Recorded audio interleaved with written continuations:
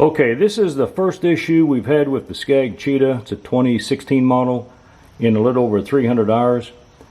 And yesterday evening we mowed 2 hours with it and parked it in the barn. And this morning when I came out, there was a strong smell of gasoline and I had no idea where it was coming from. So this is on the right side, the EPA charcoal canister, fuel EVAP canister. I'm not sure what the proper term of it is. And when I first came out, I caught a few drops dripping, still very wet. We finished up last night about 7 o'clock. It's 8 o'clock in the morning. What really surprises me is that I don't overfill my tanks. This tank at the start had about 3/4 of the tank in it.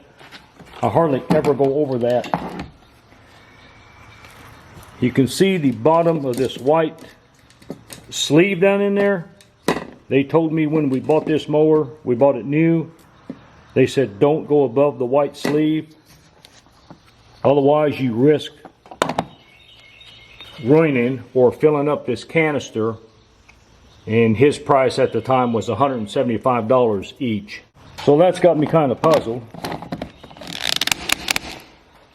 And also it stopped dripping. So I'm kind of at a loss as to why this is sucking out fuel out of a half full tank. Okay, you can see there, the inside one here by my finger, that's labeled tank from the fuel tank. This one is labeled purge. Purge runs over probably to the other one, connected by a T. Okay, this is my first experience with the EPA charcoal canisters, so I'm going to have to get into that. I'll let you know what I find out. Well, there shouldn't be any sparks.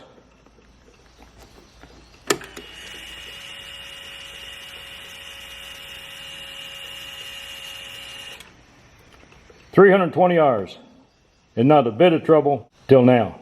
That's pretty good, I think. We really enjoy this mower.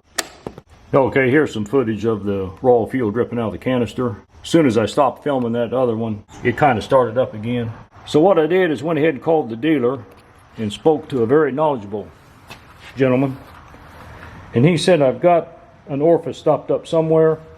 So I'm going to start with these filters, take them apart and clean them. We're going to follow this line back. And if I understood him correctly, there is a very small orifice. And I think it's right here. Is pretty sure that one of these has gotten stopped up. And what happened was the tank pressurized itself overnight and it started purging raw fuel into this canister. This canister is not made to purge raw fuel, it's made to purge the gasoline fumes.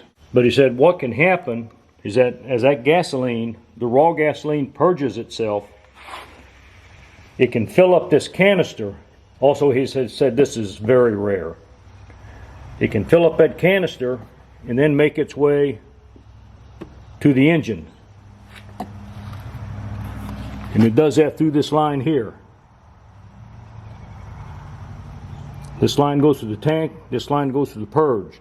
Okay, this purge line, if you follow it, it hits a T right here where it intersects with the other purge line from the left tank. It runs around here.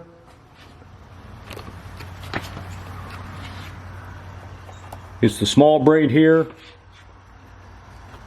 The small braid line right here. You might get a shot of it right there where my finger is. So what happens, that raw fuel will run into that engine. Usually what they got to do is end up changing the oil. Sometimes they change it twice to make sure they get it all out. I don't think I'm at that point yet because this engine doesn't use a drop of oil. And it's right on the full mark. This engine has been an incredible motor. It's the electronic fuel injection Kohler. Starts right up, hot, cold, makes no difference. I love it. Okay, we're going to get into doing a little bit of service and try to find the orifice. Okay, just for future reference, if you do come out and you see fuel dripping out your canister, it's doing it for one reason. It's been pressurized. The first thing you want to do is loosen up your cap. If your cap was tight, loosen it up. So it's been loose for about an hour now and it's all drying up really nice. So it's going to be safe to start back out of here. Just a little spring-loaded clamp right here. Slide him down. If you're cramped for space here, there is a zip tie tying these two lines together. See if I can get it off without damaging it. Probably going to have to buy some fuel line. That's no biggie.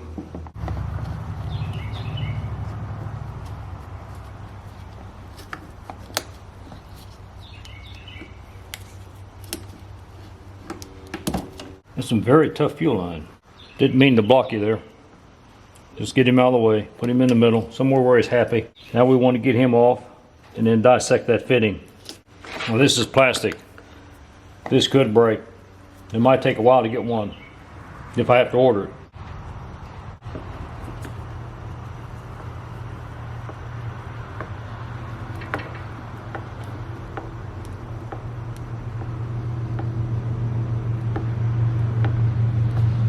Well, after taking it off, this is going to be what he's talking about. Try to get that to focus. The inline nipple does have a very small hole. He said what he's had good luck doing is taking a bread tie wrapper and stripping the plastic off of it or the paper, whatever, and just get to the bare wire and reaming it out with that. And he's even drilled it open a little bit. He said a lot of this has to do with your fuel quality. Okay, I just brought it in here on the workbench, got to looking at it. I can see daylight through that hole. And I never done anything to it. Just brought it in here and set her down. Let's see if you can see it. Right there you can.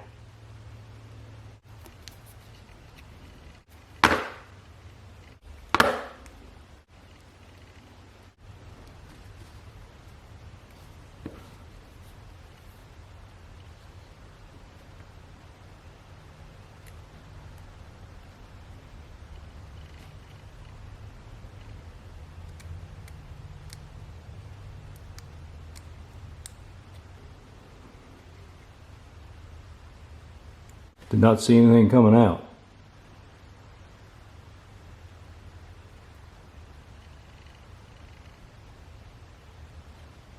It's a very tight fit.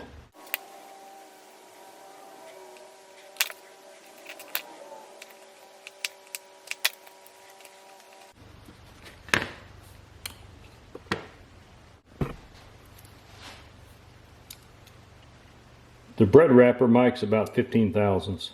Now look at the blue dial. So what I was told on the phone is this 15 thousandths inch diameter hole got plugged up. When it gets plugged up, it's no longer venting. The tank pressurizes, 1/4 inch ID.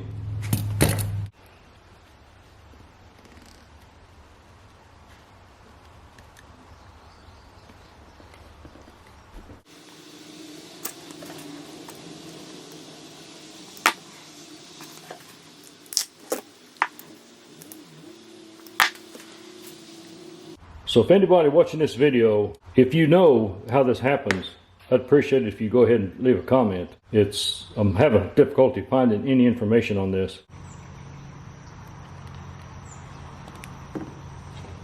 I did not replace that hose, but I did inspect it.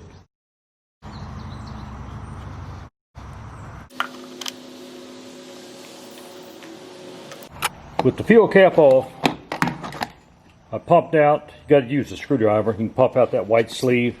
You got to pull in these. You got to pull them in with the screwdriver and tabs. This will lift up.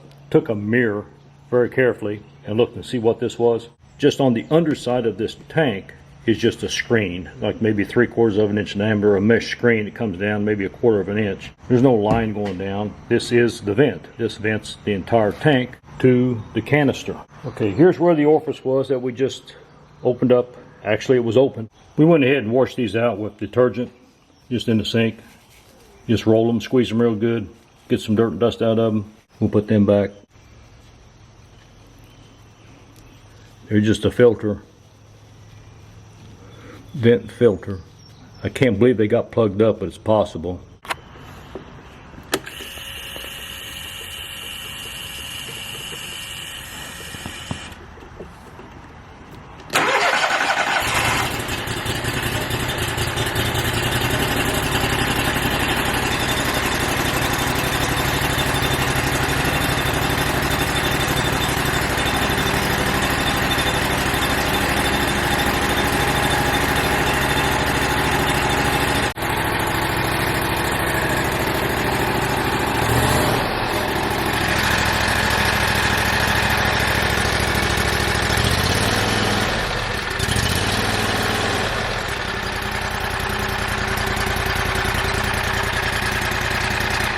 Well, I'll let you know what I learned from this. Sorry, but so far, not much. Hey, thanks for watching. Have a good one.